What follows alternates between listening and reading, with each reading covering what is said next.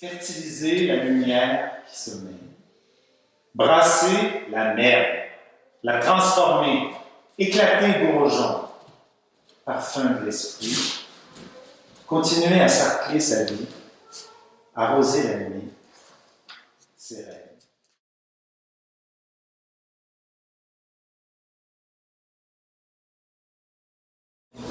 Au fil des années, Grégoire a produit une œuvre prodigieuse tant par la quantité que par la diversité des qualités. En plus de nombreuses expositions individuelles et collectives à Toronto, Montréal et Québec, il est aussi exposé à New York avec le groupe des 14 sculpteurs, puis au Mexique, à San Salvador et à Bogota, où il a vécu, donc, comme on disait tantôt, une dizaine d'années. Le critique d'art John Grandy,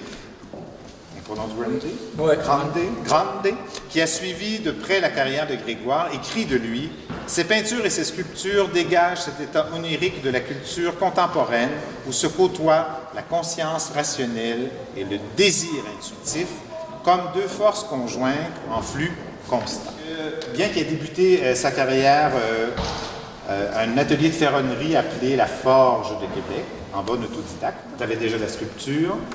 La peinture s'est ajoutée de façon importante. Oui, elle s'est ajoutée, oui. Et l'écriture, parce que tu es aussi poète, parce qu'il y a un lancement d'un de tes recueils ce soir. L'écriture, oui, pour compléter un peu les trois, parce que le métal, en fait, l'architecture, le métal, c'est l'architecture, les couleurs, les émotions, puis l'écriture, ben, le langage. C'est ça. Parle-moi un petit peu. Admettons, tu parles de la toile complètement blanche. T'as pas d'idée. Il n'y a absolument rien, puis je veux qu'il n'y ait rien, parce que je veux être un transmetteur d'énergie, finalement. Parce que comme je vis à une époque, puis que je suis dans une forme d'énergie, l'énergie, elle rentre, elle ressort comme ça, et je veux juste la laisser aller. C'est pas évident.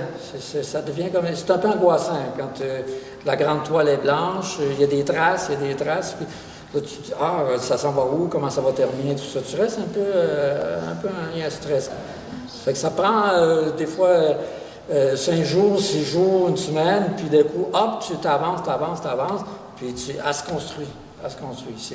Puis il n'y a jamais une toile qui est ratée. Tu finis toujours par trouver la solution et tu y arrives. Et c'est souvent la surprise qui sort, puis ce qui s'en vient, c'est la surprise pour le créateur aussi.